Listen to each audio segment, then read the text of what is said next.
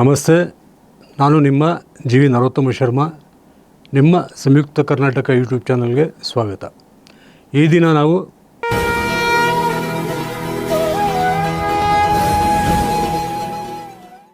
ದಿನ ನಾವು ಮೇ ತಿಂಗಳ ವೃಶ್ಚಿಕ ರಾಶಿ ಸಂಜಾತರ ಮಾಸ ಭವಿಷ್ಯ ಫಲವನ್ನು ತಿಳಿಯೋಣ.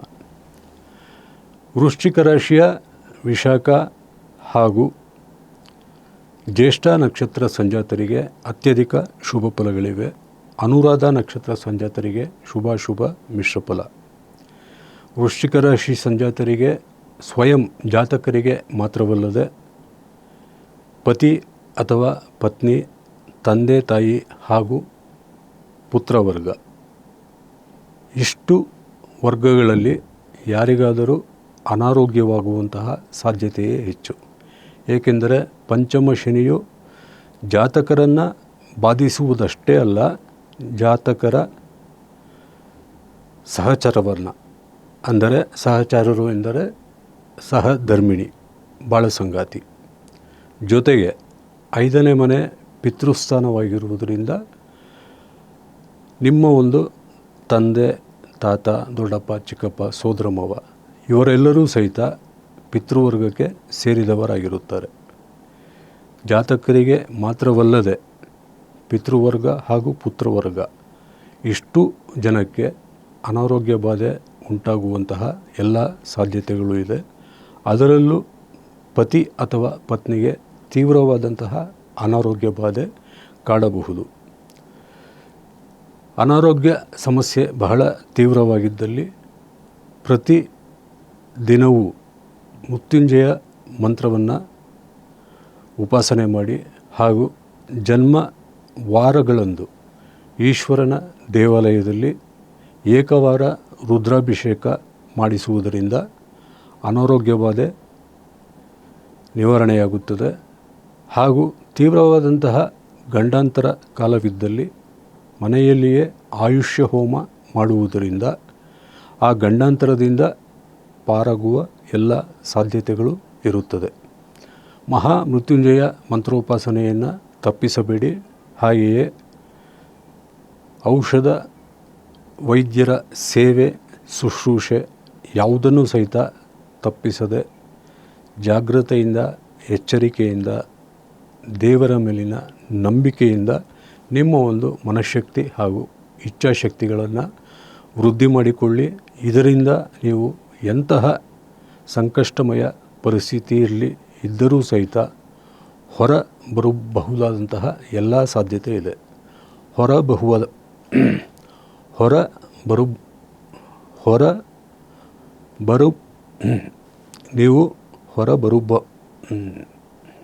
ನೀವು ಇದರಿಂದ ಹೊರಬರುವ ಎಲ್ಲ ಸಾಧ್ಯತೆಗಳು ಇರುತ್ತವೆ.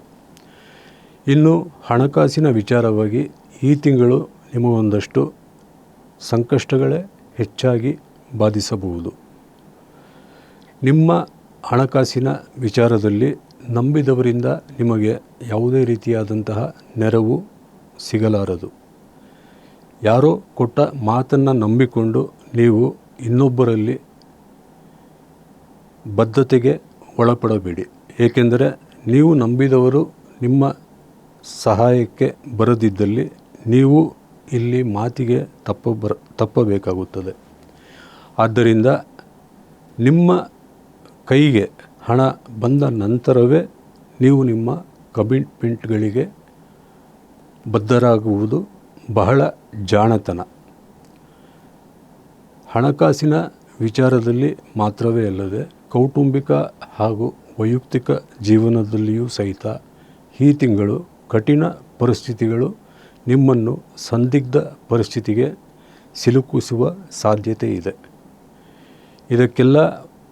ಇದರಿಂದ ಹೊರಬರಬೇಕೆಂದರೆ ನಿಮಗಿರುವ ಏಕೈಕ ಮಾರ್ಗವೆಂದರೆ ನಂಬಿದ ಗುರುದೇವತೆಯ ಮೊರೆ ಹೋಗುವುದು ಹಾಗೂ ದೈವಾನುಗ್ರಹಕ್ಕೆ ಪಾತ್ರರಾಗಿ ನಿಮ್ಮ ಒಂದು ಸೇವೆ, ಪ್ರಾರ್ಥನೆಯಿಂದ, ಮಂತ್ರೋಪಾಸನೆಯಿಂದ ದೈವಾನುಗ್ರಹ ಹೊಂದಿ ಎಲ್ಲ ರೀತಿಯ ಸಮಸ್ಯೆಗಳಿಂದಲೂ ಹೊರ ಬರಬಹುದಾದಂತಹ ಸಾಧ್ಯತೆಗಳು ನಿಮ್ಮ ಮುಂದಿದೆ. ಮೊದಲು ನಿಮ್ಮ ಮನಸ್ಸನ್ನು ಪ್ರಶಾಂತ ಸ್ಥಿತಿಗೆ ತಂದುಕೊಳ್ಳಿ. ಯಾವುದೇ ರೀತಿಯಾದಂತಹ ಋಣಾತ್ಮಕ ಚಿಂತನೆ ಯೋಚನೆಗಳನ್ನು ಮಾಡದಿರಿ. ಧನಾತ್ಮಕವಾಗಿಯೇ ನೀವು ಎಲ್ಲವನ್ನೂ ನಿವಾರಣೆ ಮಾಡಿ ಯಶಸ್ವಿಯಾಗುತ್ತೇನೆಂದು ಮನಸ್ಸಿನಲ್ಲಿ ದೃಢ ನಿಶ್ಚಯದಿಂದ ನಿಮ್ಮ ಯೋಜನೆಗಳನ್ನು ಕಾರ್ಯರೂಪಕ್ಕೆ ತನ್ನಿ. ಇದರಿಂದ ನಿಮಗೆ ಮುಂಬರುವ ದಿನಗಳಲ್ಲಿ ಬಹಳ ಉತ್ತಮವಾದಂತಹ ಶುಭ ಫಲಿತಾಂಶಗಳು ಸಿಗಲಿವೆ.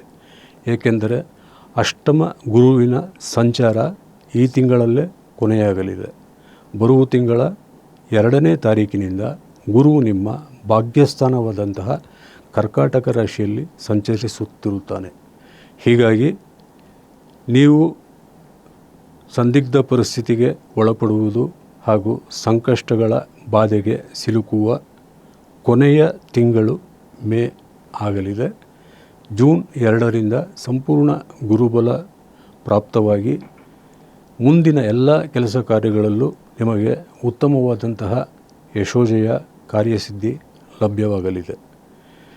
ವಿವಾಹ ಸಂಬಂಧವಾಗಿ ನೀವು ಮಾಡುತ್ತಿರುವ ಪ್ರಯತ್ನಗಳು ಸಹಿತ ಸಫಲವಾಗಿ ಉತ್ತಮ ಬಾಳ ಸಂಗಾತಿ ನಿಮಗೆ ಸಿಗುವಂತಹ ಎಲ್ಲ ಅವಕಾಶಗಳು ಉಂಟು.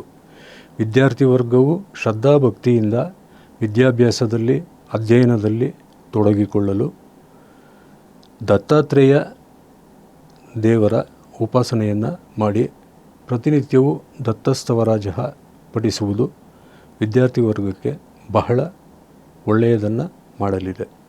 ಹಾಗೆಯೇ ವೃಶ್ಚಿಕ ರಾಶಿ ಸಂಜಾತರಿಗೆ ಯಾವುದೇ ರೀತಿಯಾದಂತಹ ಸಮಸ್ಯೆಗಳಿದ್ದರೂ ಸಹಿತ ಎಲ್ಲ ಪೀಡಾ ಪರಿಹಾರಾರ್ಥವಾಗಿ ನಿತ್ಯವೂ ಶ್ರೀ ಸುಬ್ರಹ್ಮಣ್ಯ ಭುಜಂಗ ಸ್ತೋತ್ರ ಹಾಗೂ ನವನಾಗನಾಮ ಸ್ತೋತ್ರವನ್ನು ತಪ್ಪದೆ ಪಠಿಸಿ. ಏಕೆಂದರೆ ಕುಂಭದಲ್ಲಿ ಅಂದರೆ ನಿಮ್ಮ ರಾಶಿಯಿಂದ 4ನೇ ಮನೆಯಲ್ಲಿ ರಾಹುವಿನ ಸಂಚಾರವಿದ್ದು ಕರ್ಮಸ್ಥಾನದಲ್ಲಿ ಕೇತುವಿನ ಸಂಚಾರವಿರುವುದರಿಂದ ನಿಮಗೆ ಉದ್ಯೋಗ ಹಾಗೂ ವೃತ್ತಿ ವಿಚಾರವಾಗಿ ರಾಹು ಕೇತುಗಳಿಂದ ತೊಂದರೆಯಾಗುವಂತಹ ಸಾಧ್ಯತೆಗಳಿರುತ್ತದೆ. ಯಾವಾಗ ನವನಾಗನಾಮ ಸ್ತೋತ್ರ ಪ್ರತಿನಿತ್ಯವೂ ಪಠನೆ ಮಾಡುತ್ತೀರೋ ಆವಾಗ ರಾಹು ಕೇತುಗಳಿಂದ ಆಗುವಂತಹ ಎಲ್ಲ ದೋಷಗಳು ನಿವಾರಣೆಯಾಗಲಿದೆ. ಸಂಕಷ್ಟಗಳಿಂದ ಯಶಸ್ವಿಯಾಗಿ ನೀವು ಹೊರಬಂದು ಕಾರ್ಯಸಿದ್ಧಿಯನ್ನು ಪಡೆಯಬಹುದು. ಹೀಗಾಗಿ ತಪ್ಪದೆ ನೀವು ಸುಬ್ರಹ್ಮಣ್ಯ ಭುಜಂಗ ಸ್ತೋತ್ರ ಹಾಗೂ ನವನಾಗನಾಮ ಸ್ತೋತ್ರವನ್ನು ಶ್ರದ್ಧಾಭಕ್ತಿಯಿಂದ ಪಠಿಸುವುದು ಸರ್ವಪೀಡಾ ಪರಿಹಾರಕ. ನಿಮಗೆ ಎಲ್ಲ ರೀತಿಯಿಂದಲೂ ಒಳ್ಳೆಯದಾಗಲಿ ಎಂದು ಸರ್ವಶಕ್ತನಾದಂತಹ ಭಗವಂತನಲ್ಲಿ ಪ್ರಾರ್ಥನೆ ಮಾಡಿಕೊಳ್ಳುತ್ತಾ, ನಿಮ್ಮ ಸಂಯುಕ್ತ ಕರ್ನಾಟಕ ಚಾನಲ್ಗೆ ನೀವು ಸಬ್ಸ್ಕ್ರೈಬ್ ಆಗಿ ನಿಮ್ಮವರನ್ನು ಸಬ್ಸ್ಕ್ರೈಬ್ ಮಾಡಿಸಿ, ಲೈಕ್ ಮಾಡಿ, ಕಾಮೆಂಟ್ಸ್ ಮಾಡಿ, ಶೇರ್ ಮಾಡಿ ಎಂದು ಕೇಳಿಕೊಳ್ಳುತ್ತಾ ಮುಂದಿನ ಜ್ಯೋತಿಷ್ಯ ಕಾರ್ಯಕ್ರಮದಲ್ಲಿ ಭೇಟಿಯಾಗುತ್ತೇನೆ. ಧನ್ಯವಾದಗಳು.